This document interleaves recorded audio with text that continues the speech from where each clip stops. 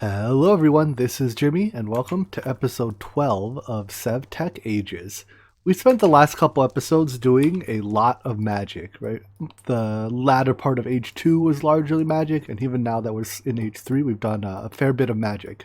So let's change gears a bit and dive into technology. One of the first tech mods we really have access to is immersive engineering. So we have to start by making the immersive engineering manual, and then I think the first, machine, quote unquote, we'll make is the coke oven. That'll allow us to create creosote oil, as well as coal coke. Then we can make steel in a blast furnace. So, real quick, between episodes, I went ahead and crafted the Age 3's ore prospector and mined up one vein of each of the ore or tier 3 materials. I also had this brilliant idea, which was, you know how our Astral Sorcery, our level up system, right, is based on moving? Well, what if we just sit in a minecart and went in circles? Well, turns out you don't actually get EXP for that. Apparently, riding a minecart doesn't get you traveling the world experience. Oh well. So, I don't know. Now we can do circles in a minecart if we like. So anyways, let's start off today by building the coke oven. I leveled out a little bit more ground over here. I'm thinking as we move inwards, we'll just get higher tech. We're kind of surrounded by mountains on 3 sides, so we're in this little, cove thing. All right, be back when I have the stuff for a coke oven. The coke oven is a very simple 3x3 multi-block. I think it's just a solid 3x3. The center space might be hollow. I'm not 100% sure about that, but let's find out. And once you're done making it, you hit the front face with an engineer's hammer, and there we go. It can turn wood into charcoal, producing a little bit of creosote in the process. It takes a while. There's no time here, but it takes a little while. I don't know exactly how long. And it can also turn coal into coal coke. It doesn't look like it can turn charcoal into coal coke, but it can turn just regular coal into coal coke, also producing creosote oil in the process. So we can normally turn wood into 4 coal or charcoal by using, by turning it into low grade charcoal and then crushing it, right? But wood is easy to come by, so I'm just gonna start smelting this. What I'm really after is the creosote oil, not the charcoal, or not the not the at least not for now. So let's automate it briefly, but at least batch automate it. Input chest, output chest. So we still don't have anything besides dung pipes that can extract out the side. So this is how we're gonna do it for now. Alright, so when this is done, we should see that we get a little bit of creosote oil. And we should get a piece of charcoal there and a little bit of creosote oil. So we'll need that, I guess we need a bucket of that to complete this advancement. But we need creosote oil to make water wheels and windmills. And the 2 of those things will be our first forms of RF production. So I'll let this run for a while I gather up the rest of the stuff we need to make water wheels. And it's conceivable these might take steel. Yeah, so in addition to a bunch of treated wood, they take a little bit of steel. Right now our only way of making steel is a blast furnace. Later we can make it in an arc furnace, but for now we can't do that. So let's see what it'll take to make a blast furnace. An immersive engineering blast furnace is made from 27 of these. Doesn't look too bad. We'll have to go back to the nether, get some blaze powder, make more bricks, and get some nether brick. I recall this was a little tricky. Yeah, we can't just smelt netherrack. We have to make a stoked kiln, which is a better with mods multi-block, and then we can cook unfired nether brick in it, which is made from nether sludge, which is made in a cauldron. It's a lot of steps. So how about, let me make the machines, or not the machines, but like the blocks that we'll use to do these steps, and I'll show you how it's done. It's been a while, so I'll have to experiment a little bit to remember how I do this. So I think I've done the first step towards making that nether bricks, which involves this ear-shattering screaming coming from netherrack as you grind it into millstone. But when you grind it into millstone, you get ground netherrack, and then with this, you just filter it. Let's see, do you put it in there? Do you throw it? There you go. You just throw it on a filtered hopper that has soul sand in it, and then it turns it into hellfire dust. Then you mix hellfire dust with pot ash, which comes from a stoked cauldron. Hold on. How do I make my first batch of pot ash? So I think I need to make a hibachi first. This is what allows us to create like the stoked things. There we go. So if I make 8 hellfire dust, I can. So if I make enough hellfire dust, I can make a hibachi, which means I need to listen to this ear-shattering screaming for a little while longer, and I guess I'll spare you from that. One of the components we needed, if you remember, was blaze powder, and that comes from blazes. So this isn't my first time here. I think the earlier when I was here, the recording got corrupted or something. So let's go kill some blazes. Now, one small problem with my weapon is that it has that huge AoE, so I'll probably accidentally piss off pigmen in the process. Also, it seems blazes are willing to just spawn in nether fortresses now without blaze spawners. So this area gets pretty filled with blazes pretty quickly. But with Fortune 6 or whatever we have on our sword or looting, we should pretty quickly be able to get the blaze powder we need. I already have 5, and I think we need 7. Well, let's get a few extras. So yeah, I guess you notice that blazes don't drop blaze rods; they directly drop the powder. And then if we want blaze rods, we have to compact the powder into blaze rods later. I'm gonna gather up a little bit of this stuff. Maybe get some wither skulls in the process. I'm not really planning on fighting the wither soon, but I guess if we get the skulls, maybe? Who knows? Anyways, time to fight 1,500 blazes. With our hibachi in hand, we can now make a stoked cauldron, which is required to make pot ash. So the hibachi, I believe, is a flame source, and the bellows are what you can use the bellows to blow air over it to stoke the flames, I guess. So let me see how we could hook this up. Let's grab a couple more axles, because I'm sure we'll need those. 6 left. That should be enough.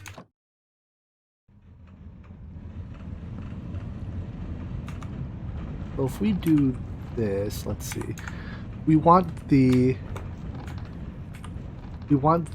bellows to be powered by its own gearbox, because we have to toggle the gearbox on and off to cause the bellows to stoke. So you see how right now the bellows are one way? If we remove mechanical power from them,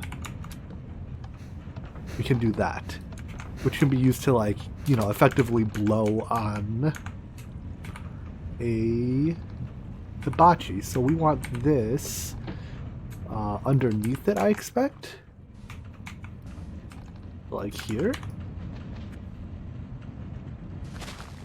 Wow, this pickaxe is fast.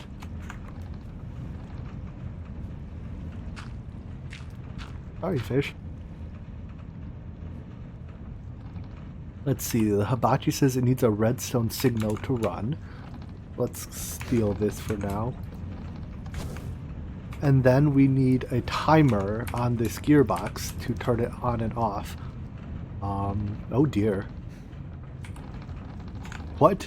Okay, so that's the south side. And only the south side. And I want it, let's have it do it this is one complicated timer UI. So I think it's 1 second on, 1 second off. But this doesn't seem to be stoking. I think I have my bellows pointed the wrong way. Yeah, so the output side of the bellows has to, whoopsies. That works. Has to point towards the hibachi. When we turn this on and it stokes, the flames should turn blue. and that's our indication that that it's working. So now above this we can place a cauldron, and I believe this cauldron will now work as a stoked cauldron because the flames are being stoked. So that will let us make pot ash by combining, or just throwing any wood in there. So let's grab some wood and try that out. All this stuff is documented reasonably well in the Better with Mods book, which I have in my inventory somewhere, or at least I had. So if you ever get confused, I do recommend reading the book. It documents it quite well. Talks about, how the bellows works, and it suggests, using the redstone timer and so on and so forth. So now that we have a stoked cauldron, when we put wood in here, we should be getting pot ash out very soon. Looks like it'll take it a bit, so I'll come back when we have some. Alright, it's been a minute and we have some pot ash. So if we take that and combine it with hellfire dust in a regular cauldron, a non-stoked one, or one that has regular red flames under it, I believe this should make our nether sludge, which is almost the last step towards making nether brick. Nether sludge can just be turned into nether brick. I suspect this is a custom recipe. And then this has to be made in a stoked kiln, which I believe is another Better with Mods thing. So again, let's consult the book. Kiln? Is there a stoked kiln? Oh dear. Okay, so looks like we have to build one of these kiln multi-blocks and then put another hibachi under it. And I assume we have to stoke the flames again. So let me make another hibachi, another of those blowy thingies, and then we can make ourselves some of these kiln multi-blocks.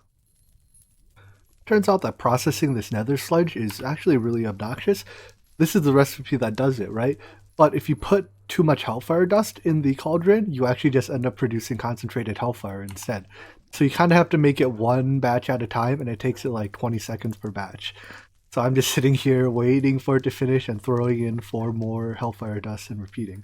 But we have 32, and I think that's enough for now.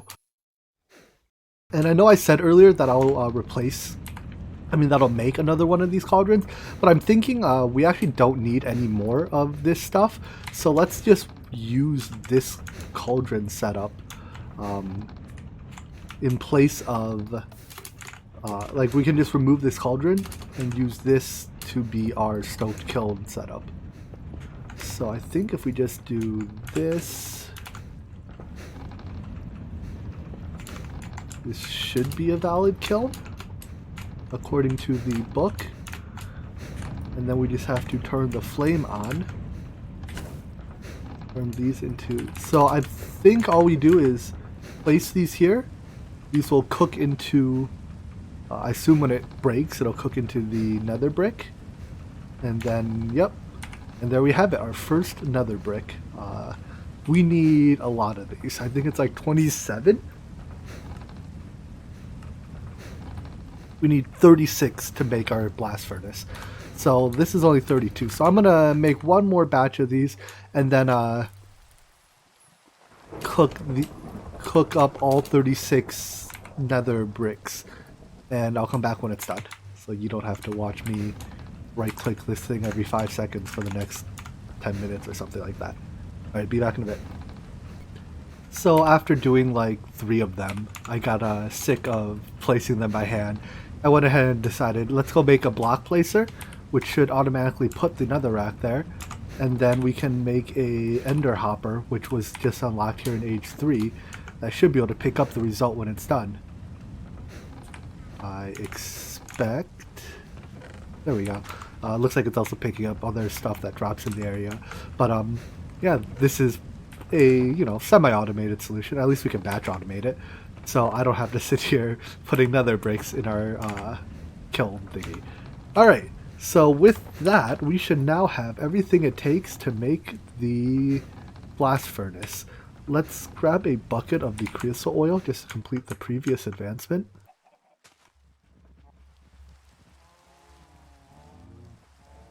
And I guess I should have something to automatically empty this out so that it doesn't get jammed up. But I'll deal with that later. So is that the advancement complete? Looks like maybe it wants me to make coal coke. Let's try that instead then. And well, I'll come back to that. First, let's make our blast bricks. So these are made from bricks, blaze powder, and those nether bricks. And we need 30. We need to do that craft 9 times. So that's 36 bricks and 9 blaze powder.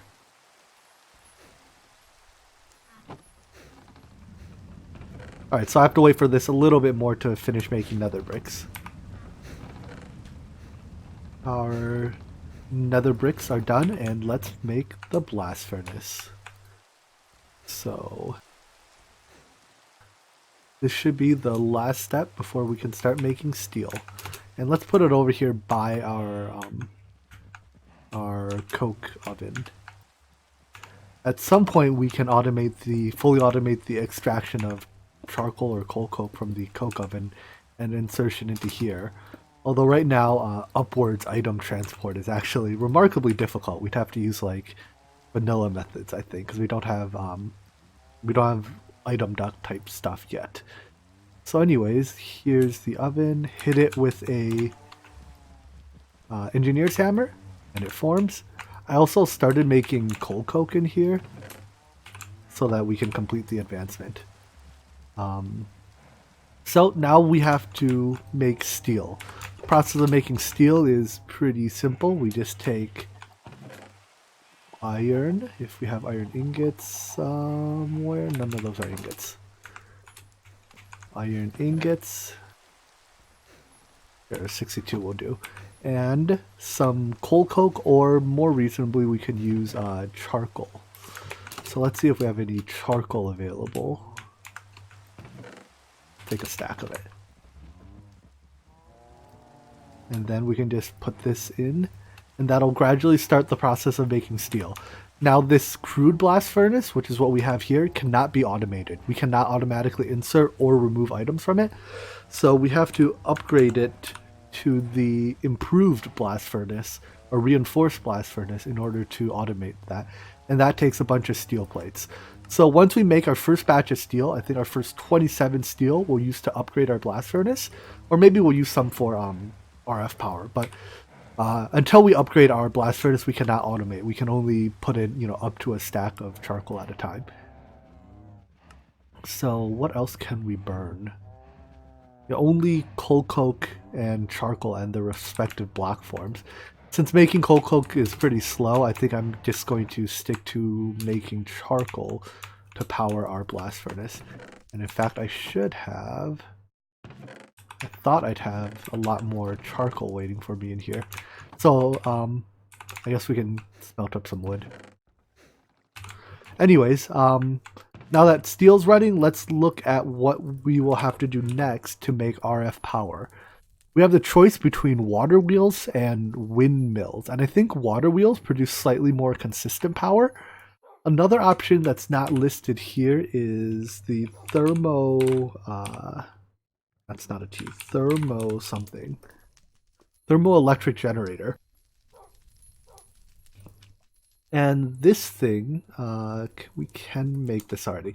So the thermoelectric generator produces RF based on the temperature difference of the sides. So we can put like lava on one side, and I think the coldest fluid we have is liquid starlight on the other side. So this is also an option for early RF generation. So how about for the sake of the quest, we'll make one water wheel and one windmill, and then we'll decide where to go from there. To compare the thermoelectric generator and the water wheels, I figured why not use both and see which one just produces more power. So I've grabbed the components for 4 sets of water wheels and 4 thermoelectric generators. and then we'll just hook them up to capacitors and I guess see which one's capacitor fills faster. So let me set these up here. The water wheels will take up a little bit of space because they're larger multi-blocks. So I'm thinking just over here will be where we generate our power. So I have all of our power generation set up, and let's just do a test to see which one. This capacitor holds 4 million RF. Each of these, it's not on input mode. Each of these, I think, I think they produce 30-ish, but we'll find out. I think each of these produces 80-ish. So I think the test will be to see if one, or if 4 of these can fill a capacitor faster than 2 kinetic dynamos can fill a capacitor. I do this, these start filling. And if I this hammer, then this side to set. Ooh, input mode. This should start filling. And since I am using uncovered wires, they zap you. But unlike SevTech wires, they do like instead of one. So that's nice. Remember back in Omni Factory, I touched a wire and I was immediately dead.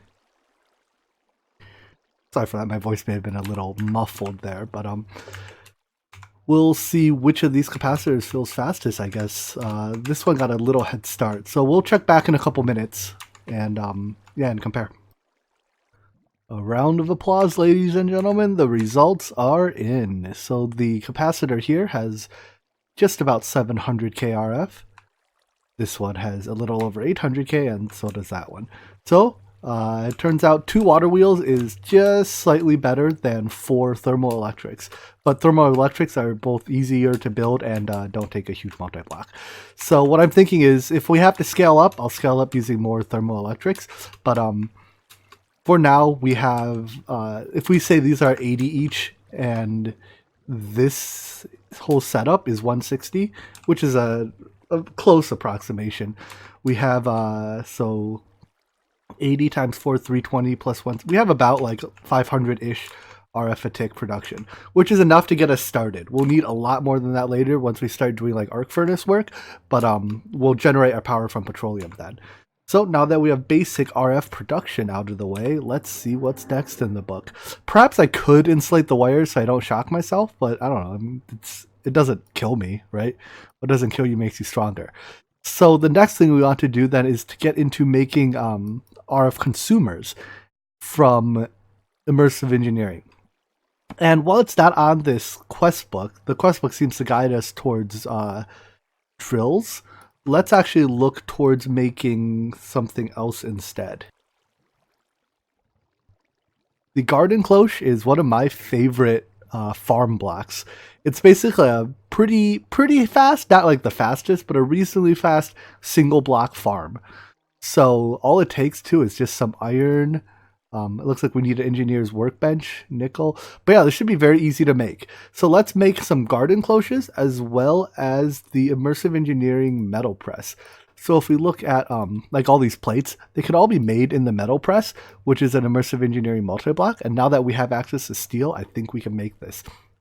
So let's go ahead and make garden cloches and metal presses as our next 2 goals. Those of you that have watched my Omni Factory series know that I am a no half measures kind of guy. So because the metal press will be our primary way of making stuff like plates, rods, wires, gears, etc. for the rest of the game, let's make 8 of them, 1 for each material. So they're pretty cheap individually, which is another reason why I'm okay making 8 of them. But yeah, I'm going to set up 8 metal presses back here. And I'm thinking that should hopefully be able to handle our metal pressing needs for the rest of the game. I really miss when immersive engineering wires didn't zap you for touching them. I feel when I fly around here, I feel like a fly flying around a spider's web. I just randomly get boinked, boink, and all this is zappy. But I mean, I suppose that's my fault for not using covered wires. So the only reason I'm not covering my wires yet is because it uses a lot of hemp, and I just don't have like I have that mini hemp farm over here, but I don't know, it's too much effort to harvest it. So when we get our garden cloches up, maybe with easier hemp production, we can cover our wires. So anyways, here's our 8 metal presses. If we check the metal press molds, There are coincidentally 8 of them. So I'll make one of each mold, and then hook it up to our machines, put signs on them, and then we'll use, we'll just use, this one will be like our plates press, this one will be our gears press, so on and so forth. So we don't have to deal with swapping out molds as we go. So let me do that, and then our next thing will be garden cloches, and that'll be our first real form of automation, at least automated farming, which is pretty exciting. So as I was all excitedly planning to make our garden cloches, I remember that they do consume water for their operation. And I looked through our options, and as far as I can tell, there was no way to produce infinite water yet.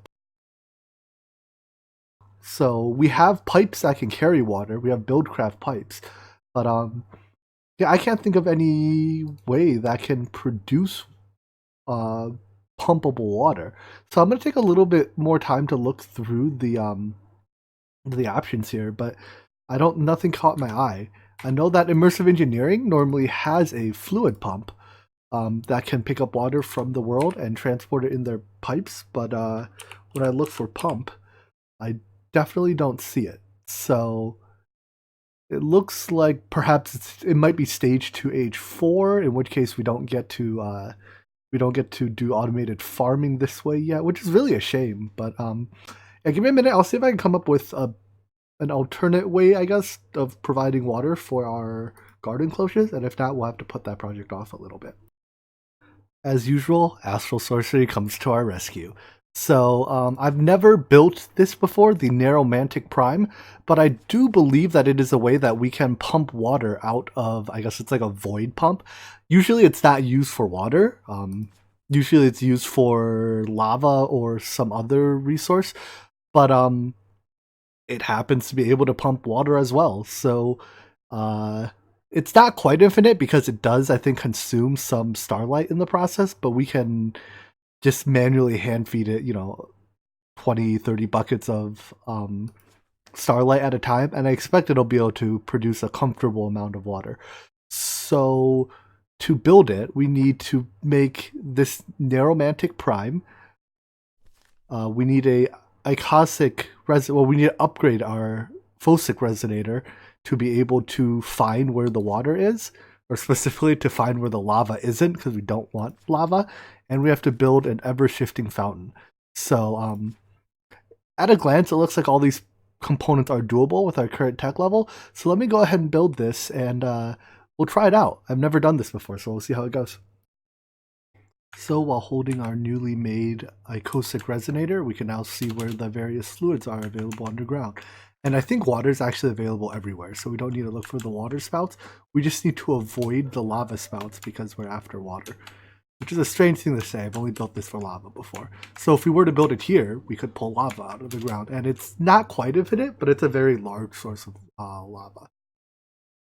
But it looks like just about everywhere else is water. Oh, there's another lava spout. But anyways, one thing that we need to make to do this is the what's it called?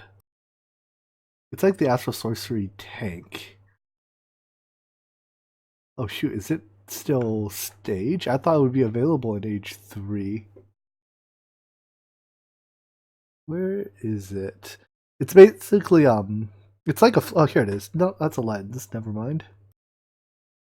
Uh-oh, is it this? There we go, the containment chalice.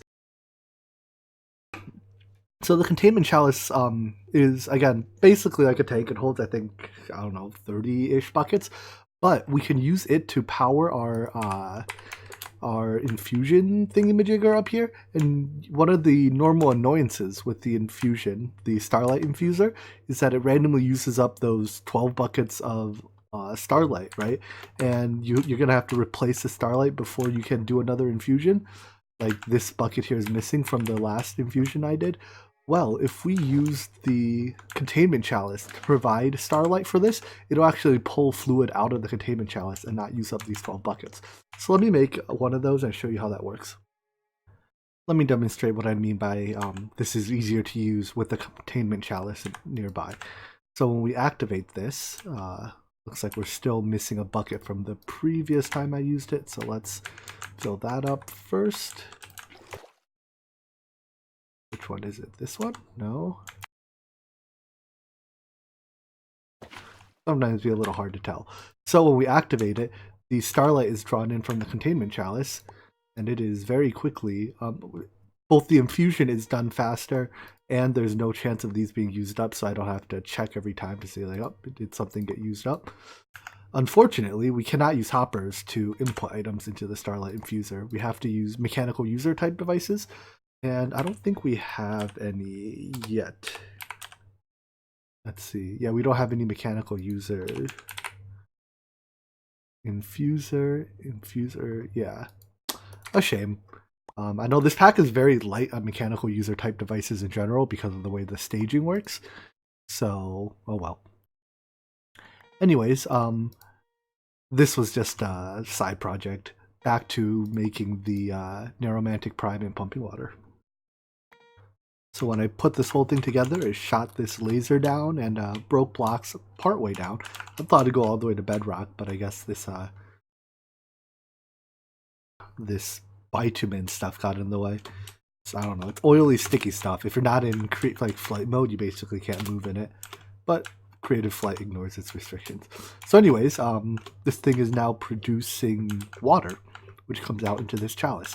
Now, if I don't apply a redstone signal to the water, what will happen is the water in here and the starlight in there will actually start reacting and producing ice, which I guess is cool if we need ice, but I don't think we need ice for anything.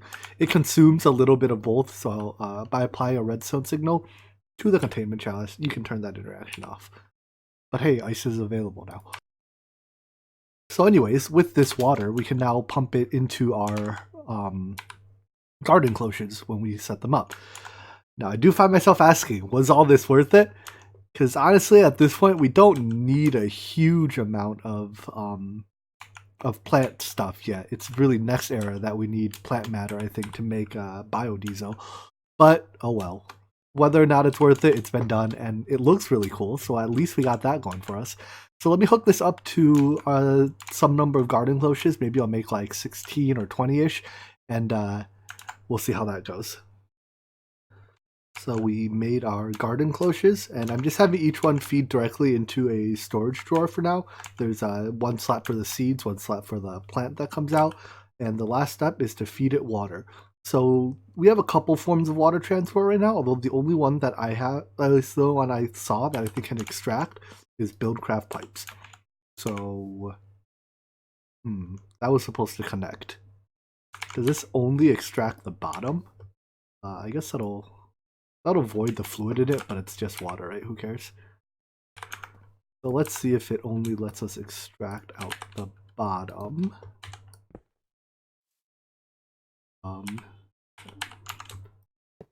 Okay, good. So we can extract the bottom. We just have to apply the redstone signal to the side for now, I guess. And that's filling up with water again. So for those of you that aren't familiar with Buildcraft, it's a bit of an old mod. Can't put that there. And maybe one's enough. Buildcraft pipes need power to extract, and a redstone engine can provide that power. So I'm hoping that that will fill with water, and then from there we can transport it along the ground into each of these machines. So it'll take it a while for that little redstone engine to pump enough, to pump all the water.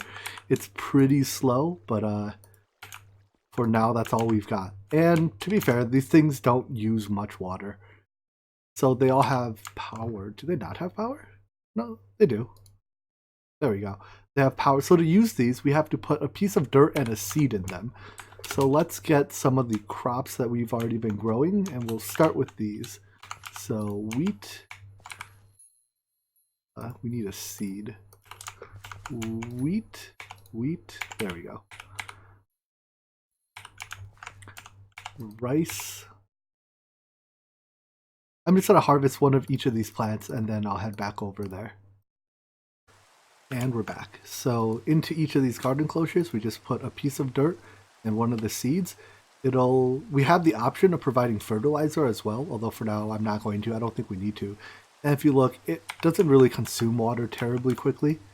In fact, we haven't seen it consume any water yet, but it does use just a tiny bit, enough that you'll want to automate it.